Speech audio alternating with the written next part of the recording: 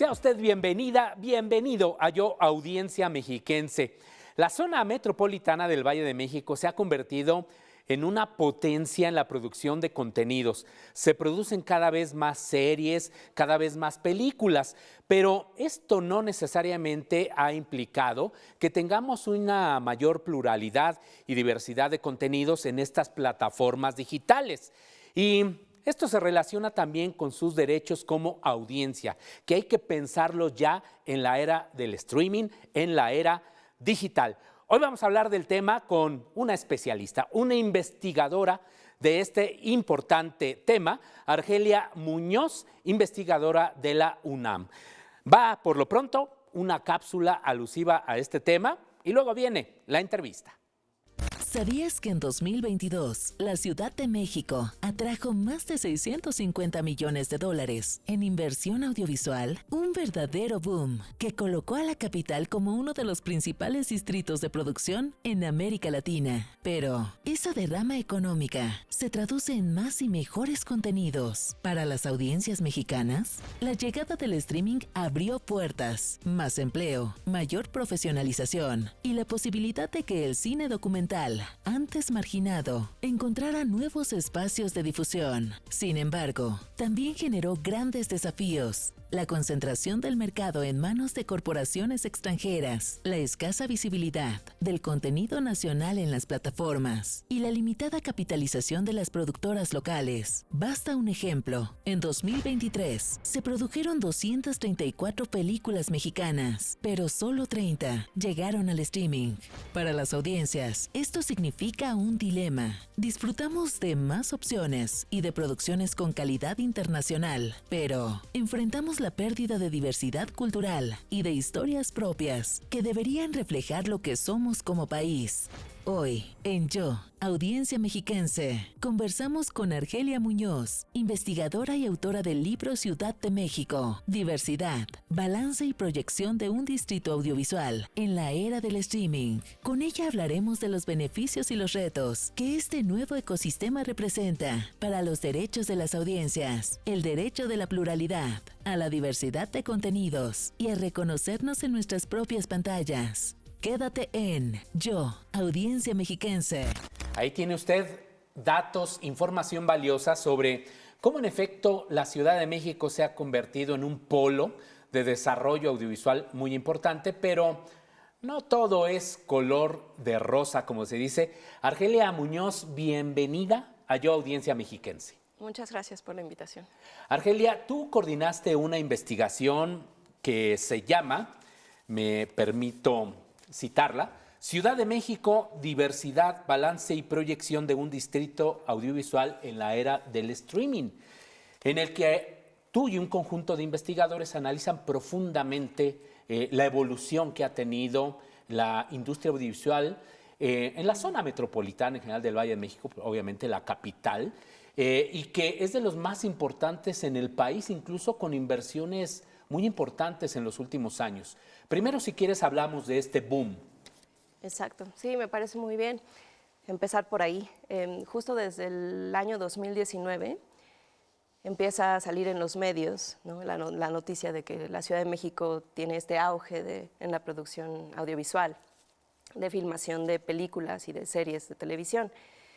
Y, bueno, obviamente también creció de manera importante el número de empleos directos e indirectos en el sector y se alcanzaron cifras récord de atracción, ¿no? De captación de inversión extranjera directa en el audiovisual, ¿no? Entonces, esto hizo que la Ciudad de México se convirtiera en la ciudad con mayores filmaciones en toda Latinoamérica, ¿no? En un día de estos años pico se podrían estar filmando entre 25 y 35 proyectos al mismo tiempo, ¿no? En la Ciudad de México. Entonces, obviamente esto fue algo bueno, pero que también tuvo otro tipo de impactos, ¿no? Por ejemplo, en las colonias más filmadas, pues los vecinos empezaron a expresar este malestar, ¿no? De que pues, de las filmaciones, de alguna manera, tener un montón de camiones ahí afuera de sus casas, en sus calles, pues disrumpían la paz de la colonia o incluso problemas de seguridad.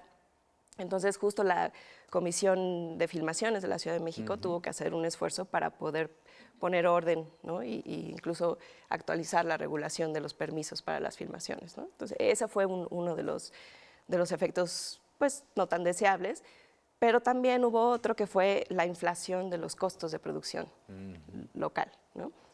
En el sentido de que todos los estudios estaban ocupados, la renta de equipos también, ¿no? Reservadas las suites de edición, etcétera. Y bueno, pues esto hizo que el impacto para los productores locales independientes pues fuera que los costos de producción se elevaron un 30, un 50%, ¿no? Y se les fue más difícil a ellos poder hacer sus propias producciones, ¿no? Entre otras consecuencias, qué bueno que hay inversiones, pero en efecto hay efectos colaterales importantes. Ahora, también ha habido una modificación de los hábitos de consumo, hay que reconocerlo, ¿no? Cada vez menos vemos televisión abierta, cada vez más consumimos contenidos en streaming. Y fíjate que aquí el equipo de producción que encabeza Germán Vázquez salió a las calles de nuestra ciudad, en este caso aquí de Toluca, Metepec, para conocer la opinión de las audiencias en relación pues, con un tema que nosotros consideramos sí importante, que va relacionado con esto. Salimos a preguntar, ¿sigues viendo televisión abierta o solo contenidos en plataformas digitales? ¿Te gustaría que hubiera más producciones mexicanas en streaming? Te invito a verlo, al igual que a nuestra audiencia, y ahora nos comentas. Muy bien.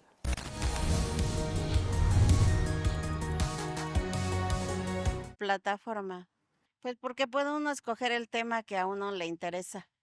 Y en la televisión abierta, pues lo que tienen programado y además, pues pasan muchos comerciales. Consumo plataformas de streaming.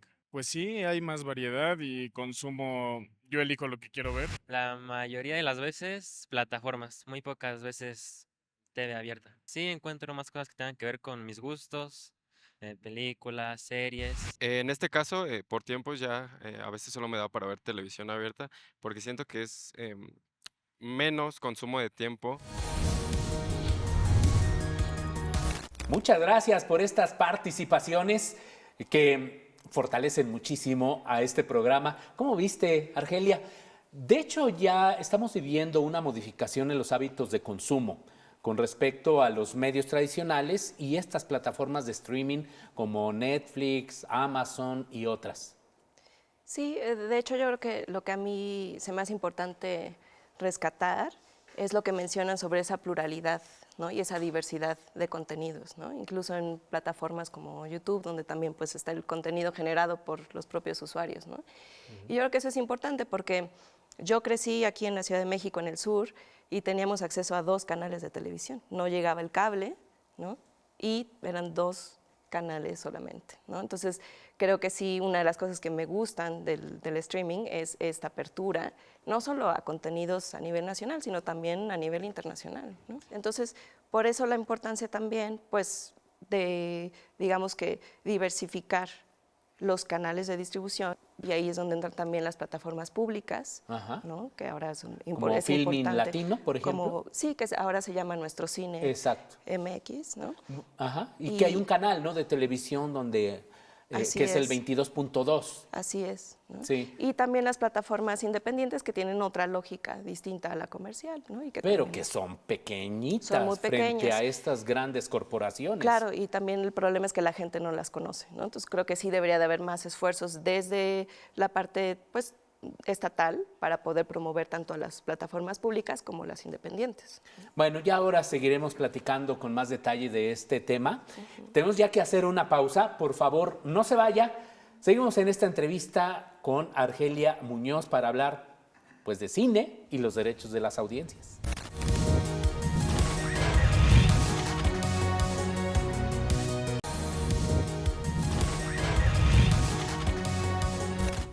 Estamos de regreso en Yo, Audiencia Mexiquense, hablando sobre este tema que consideramos muy importante. Vivimos un boom audiovisual, pero tenemos poca diversidad de contenidos, ¿verdad? Argelia Muñoz, nuestra invitada experta en estos temas. Ahora, esta concentración, ¿de qué manera en efecto afecta la diversidad? Pues yo creo que justo impacta en una cuestión clave que es la soberanía audiovisual, ¿no? Que es algo que además hemos venido padeciendo desde hace varias décadas, ¿no? El hecho de que México no pueda producir y poder ver sus propias producciones, ¿no? Ahora, pero no siempre fue así. Yo me acuerdo que al menos en telenovelas, en la época, esto que le llamaban de oro del cine mexicano, teníamos una mayor presencia, ¿no? A nivel internacional. Exacto. Las telenovelas, ¿no? Pero Sí. la época de oro del cine también. Sí, México se convirtió en un referente, por ejemplo, en América Latina o en Asia, con las telenovelas, ¿no? En los años 80, 90, en los 70, ¿no? Y también durante la época del cine de oro, pues nuestros abuelos y bisabuelos disfrutaban mucho de la producción nacional, ¿no? Estaban muy familiarizados con las historias, las estrellas, ¿no? Era muy barato ir al cine, ¿no? Entonces, digamos que podrían ser trabajadores, obreros y fácilmente ir al cine, ¿no? Y participar de un fenómeno social, ¿no? Creo que eso es algo que falta recuperar ahora, ¿no? En nuestros días, que es si ya alcanzamos ese grado y ese volumen de producción, ahora lo que hace falta es que también tenga una audiencia cautiva, ¿no? Entonces, ese es yo creo que un punto clave que tendríamos que considerar como sociedad y en la política pública, ¿no? La formación de audiencias para poder regresar a una etapa del cine de oro en todo caso, ¿no? Sí, sí, sí, y de alguna manera fortalecer, y ahora nos platicas las políticas públicas, para que todos estos contenidos que ahora vemos en las plataformas como Netflix, pues de alguna manera representen, se visualice la diversidad cultural en México, que es inmensa.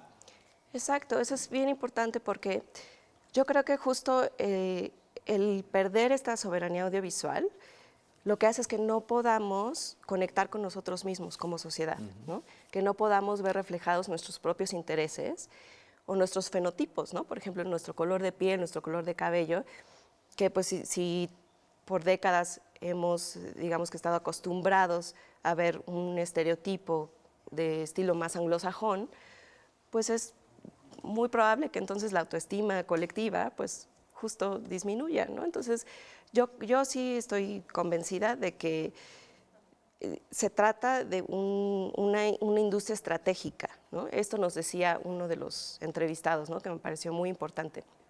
La industria audiovisual es estratégica, no solo por la derrama económica que pudiera generar, sino porque también nos permite hablar de nosotros mismos, hablar del país, y nos permite también no perder,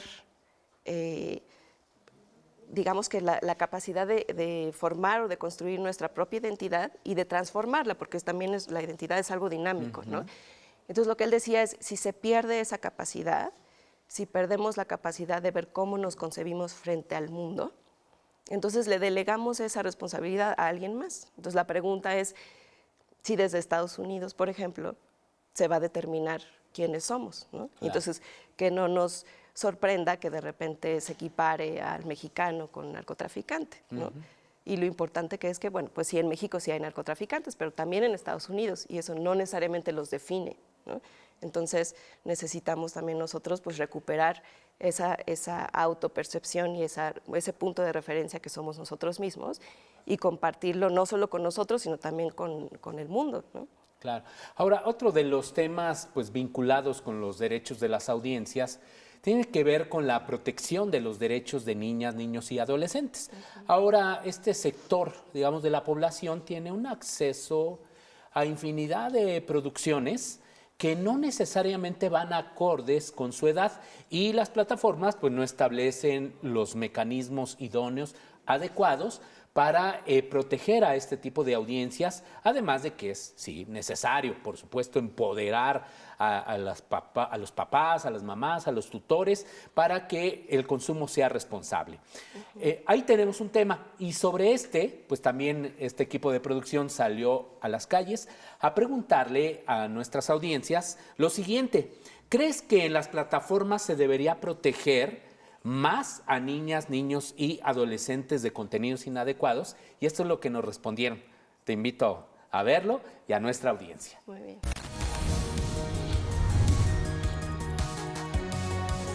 Pues me parece que sí, porque a veces como adolescente o niño tú entras pues queriendo ver el contenido que sueles ver y de la nada te salen como otro tipo de videos que tú dices como de que, ay, pues como que te sacas mucho de onda. Entonces yo siento que sí deberíamos como de restringir algunos videos para los menores de edad. En especial a los niños. Me parece que muchas veces los papás llegan a dejarles el teléfono y sin tener esas precauciones en los niños, pues ellos son muy curiosos y realmente pues en los algoritmos que te dan en las aplicaciones o en las páginas de internet, pues son muy variables y entonces pues es impredecible en qué momento los niños puedan ver algún contenido que pues pueda ser no apto para ellos. Claro, pienso que debe de haber ciertos límites. De hecho, yo con mis hijos trato de imponer límites y estar al pendiente vigilando qué es lo que ven y qué es sus interacciones y con quién interactúan.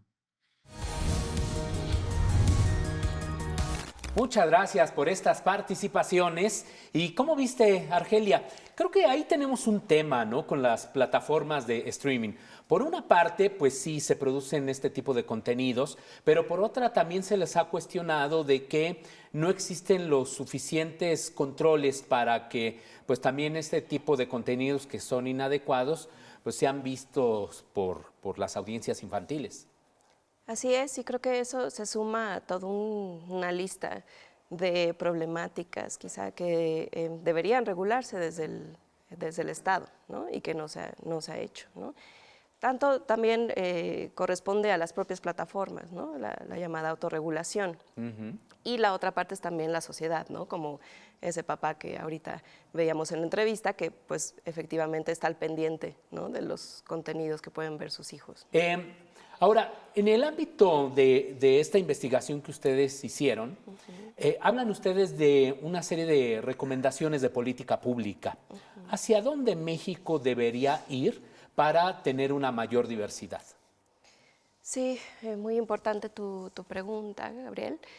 Pues desde la academia, especialmente este equipo de investigación, tenemos la idea de que es bien importante que la política pública, que se ha enfocado sobre todo en la producción, que tome más en cuenta las fases de distribución y de difusión o comercialización, ¿no? Consideramos que es clave generar audiencias, como comentábamos hace rato, ¿no? Que eso es lo que nos faltaría para poder hablar realmente de un distrito audiovisual exitoso, ¿no? Audiencias que consuman producción local. Producción mexicana. Así es. Entonces, bueno, esto ha sido parte de un debate a nivel internacional. O sea, en realidad hay dos medidas que han sido muy debatidas. La primera de ellas es el establecer cuotas de contenido local en los catálogos de las plataformas, por ejemplo, ¿no? Y la segunda es que estas grandes empresas, plataformas de streaming, logren poner parte de sus ingresos en un fondo de financiamiento que apoya a la producción local o a la distribución local, ¿no? Algunas regiones en el mundo ya implementaron estas medidas, entonces habría que estudiarlas y ver si está funcionando bien. Y yo creo que en el caso mexicano sería muy importante que hubiera flexibilidad, ¿no? En nuestro equipo hemos platicado que quizá lo que convendría sería que, por ejemplo, si hay una cuota establecida por ley de un 20 o un 15% para el contenido local independiente, no cualquier contenido, sino de las productoras independientes, pues que quizás si la plataforma está invirtiendo mucho en estos fondos de financiamiento local o está invirtiendo en producciones mexicanas propias que coproduce la plataforma, pues quizá la cuota podría bajar de un 20% a un 15% o de un 15% a un 10%. Y viceversa, ¿no? Si tienen mucha producción independiente en su catálogo, pues quizá podrían contribuir menos a los fondos de financiamiento, pero que sí sea algo que se platique con las plataformas, ¿no? Ya sea que sea una política pública o que se llegue a un acuerdo a nivel industrial entre los productores y la comunidad audiovisual y las grandes plataformas para convencerlas de que eso le va a beneficiar al final al sector en sí y que a la larga eso también le puede beneficiar a las propias plataformas, ¿no? Porque tener un sector exitoso y contenido exitoso pues puede hacer que ellas puedan comercializarlo después a nivel nacional o internacional. Sí. Pues bueno, ahí tenemos un reto a nivel regulatorio muy importante. Ya también después platicaremos sobre ello. Argelia, tenemos que hacer una pausa, pero por favor no se vaya. Vamos a la última parte que está muy interesante todavía de Yo, Audiencia Mexiquense.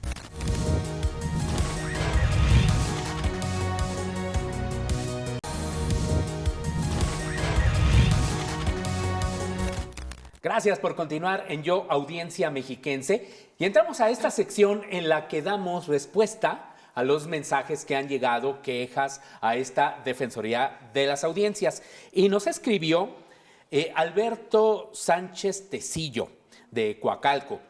Él se queja sobre el contenido de un noticiario a nivel local. Dice que hace falta más información local. Ya lo están viendo en Mexiquense Radio para que se produzca más de este tipo de contenidos que satisfaga las necesidades de información de las diferentes comunidades a las cuales llega Mexiquense Radio. Y también pide saludos a la familia Tecillo Ibarra. Pues le enviamos un gran abrazo de todo este equipo de producción de Yo, Audiencia Mexiquense, a la familia Tecillo Ibarra. También nos escribió Sandra de Ecatepec. Ella nos escribió a través del formulario disponible en el micrositio y nos dice: quiero felicitarlos por su programación y también me gustaría saber por qué recortaron algunos programas que estaban muy bien de 1 hora.